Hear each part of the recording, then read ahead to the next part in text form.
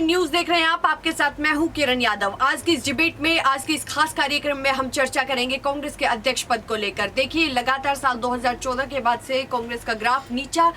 होता जा रहा है और इसके बाद अगर हम बात करें कि कांग्रेस के जितने भी बड़े चेहरे हैं वो भी लगातार कांग्रेस का हाथ छोड़ते जा रहे हैं। तो आज इसी मुद्दे पर आज हम अपने साथी अबरार से बात करने वाले हैं। अबरार, आपका बहुत बहुत स्वागत है।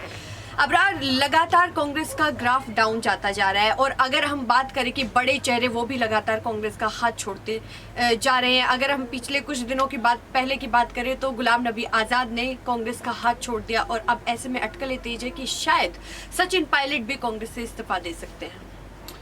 बिल्कुल, ये तमाम खबरें जो लगातार चल रही है और ये भी कहा जा रहा है कि कांग्रेस पार्टी अपने अध्यक्ष पद को लेकर के तमाम चिंतन मंथन कर रही है। लेकिन बड़ी बात यह है कि कांग्रेस पार्टी जिस तरीके से तमाम नामों को लेकर के चर्चा कर रही है उसमें अशोक गहलोत, सचिन पायलट और भी बहुत सारे नेता शामिल है, जैसे मल्लिकार्जुन खड़गे, आनंद शर्मा, ऐसे तमाम बड़े नेता शामिल है। लेकिन कांग्रेस पार्टी अभी तक ये फैसला लेने में एक तरीके से सहमति तमाम नेताओं की जुटा नहीं पाई है और इससे फायदा जो है बीजेपी उठाती नजर आ रही है। दरअसल बीजेपी पार्टी यही चाहती कि कांग्रेस जितना ज़्यादा कमज़ोर होगी उतना ही ज़्यादा उनको फ़ायदा होता नजर आएगा। अब देखिए कि जिस तरीके से कांग्रेस पार्टी के अगर शासित राज्यों की बात की जाए तो तमाम राज्य उनके लगभग पंजाब और मध्य प्रदेश, कर्नाटक, ये तमाम राज्य पहले कांग्रेस शासित हुआ करते थे, लेकिन अब मात्र 2 राज्य बच गए हैं और ये तमाम उन रणनीतियों की वजह से हुआ है जो लगातार कांग्रेस पार्टी बना रही है।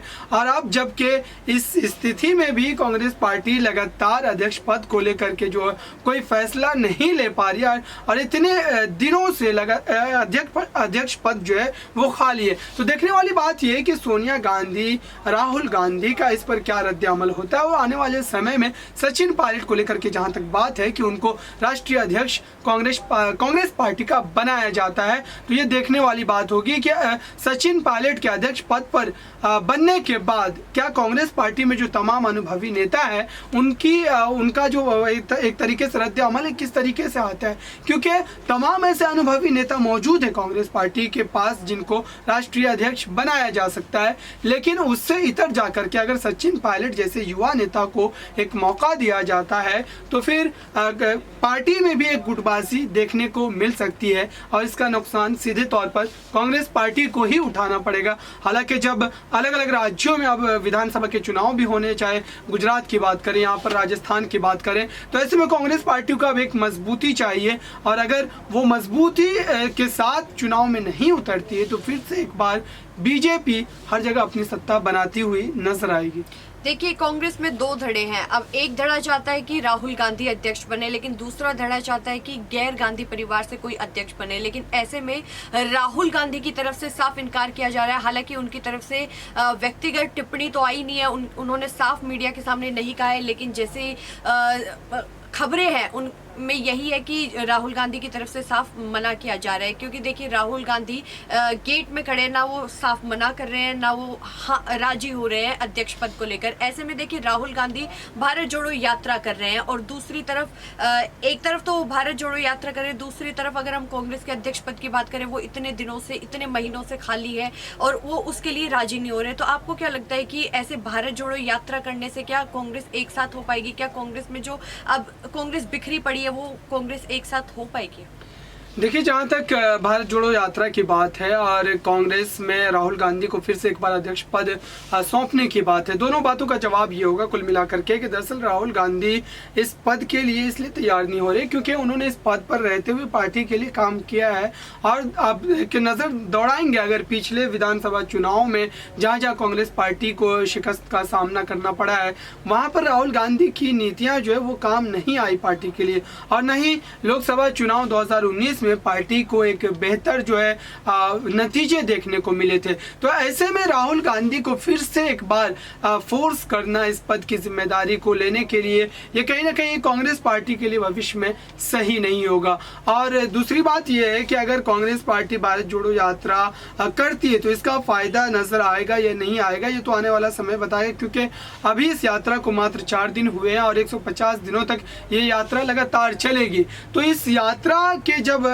20-25 दिन मुकम्मल हो जाएंगे, कंप्लीट हो जाएंगे, फिर उसके बाद ये इन बातों पर चर्चा एक तरीके से जो है पूरी तरीके से खुल करके हो पाएगी और तब समझ में आएगा कि दरअसल इस यात्रा का लाभ कांग्रेस पार्टी को कितना मिलता हुआ नजर आ रहा है। फिलहाल अगर देखें तो कांग्रेस पार्टी को इस यात्रा का लाभ ज्यादा तो नहीं मिलेगा, क्योंकि कांग्रेस पार्टी जब तक जनता से जुड़े जो बुनियादी मुद्दे हैं उनको लेकर के अगर सड़क पर उतर करके प्रदर्शन नहीं करती है, बीजेपी और केंद्र सरकार जो है उनके जो बनाए गए नीतियां हैं उनको लेकर के अगर उनके खिलाफ अपनी आवाज बुलंद नहीं करती है, जब तक जनता के बीच उनकी जो क्रेडिबिलिटी है वो नहीं बनती है, तब तक जनता उनको 2024 के लोकसभा चुनाव में एक विकल्प के रूप में नहीं देखेगी। और हो सकता है कि एक बार फिर से बीजेपी जो है वो एक बार फिर से कांग्रेस पार्टी को शिकस्त देती नजर आएगी। अगर हम बात करें गुलाम नबी आज़ाद की, तो गुलाम नबी आज़ाद ने तब इस्तीफा दिया तो यही कहकर दिया कि उनकी वहां पर सुनवाई नहीं हो रही थी और जो बड़े फैसले थे वो राहुल गांधी की जगह उनके पीए वगैरह करते थे। तो इस पर आप क्या कहेंगे कि गुलाम नबी आज़ाद ने इस्तीफा दिया, उसके बाद उन्होंने अपने जो इस्तीफे में राहुल गांधी पर टिप्पणियां की, उसके बाद वो जम्मू कश्मीर में जाकर राहुल गांधी के साथ अगर हम बात करें सोनिया गांधी, प्रियंका गांधी, उन सब पर निशाना साधते हुए नजर आए हैं। तो ऐसे में आपको क्या लगता है कि उन्होंने कांग्रेस का हाथ क्यों छोड़ दिया? उनको सच में ही उन्हें तवज्जो नहीं मिल रहा था या फिर उन्हें किसी पद की लालसा थी? देखिए, जहाँ तक गुलाम नबी आज़ाद की बात है तो गुलाम नबी आज़ाद ने ये फैसला यकायक नहीं लिया है। लगातार वो लगभग 2 सालों से 2.5 सालों से लगातार कई बार G20 जो है कांग्रेस कमेटी उनके द्वारा कई बार ये चिट्ठी लिखी गई थी कांग्रेस हाईकमान को, और उसमें कपिल सिब्बल भी शामिल थे। तो ऐसे में आप देखिए कि अगर आपकी बातों को तवज्जो नहीं दी जाती तो फिर इस तरीके के फैसले, इस तरीके के नतीजे देखने को मिलते हैं। अब देखिए कि कपिल सिब्बल जैसे बड़े कद्दावर नेता, अनुभवी नेता, जो कि कभी गृह मंत्री, होम मिनिस्ट्री को संभाला करते थे, UPA 2 की बात अगर की जाए यहाँ पर, लेकिन उन्होंने पार्टी को अलविदा कह दिया और समाजवादी के टिकट पर, और आज वो राज्यसभा के मेंबर हैं। तो ऐसे में अब गुलाम नबी आज़ाद का ये फैसला लेना, ये तमाम कयासाराई तो की जा रही है तरह तरह की कि उन्होंने लालच के तहत जो है इस तरीके से इस्तीफा दिया। लेकिन जो नेता लगभग 40 सालों तक अलग अलग पदों पर रहा है, एक प्रदेश का मुख्यमंत्री रहा है और अपोजिशन का नेतृत्व किया है और भी बड़े बड़े पदों पर उनको जिम्मेदारी दी गई थी जिनको उन्होंने बखूबी अंजाम भी दिया, तो इस तरीके के आरोप में ज्यादा दम इसलिए नजर नहीं आता कि उनको अब किस चीज की लालसा होगी। और इस उम्र में जाकर के कोई इस तरीके के फैसले नहीं लेना चाहता, खास तौर से अगर राजनीति की बात की जाए, क्योंकि अब अगर देखें तो यहाँ पर गुलाम नबी आज़ाद के पास मात्र एक विकल्प बचा हुआ कि वो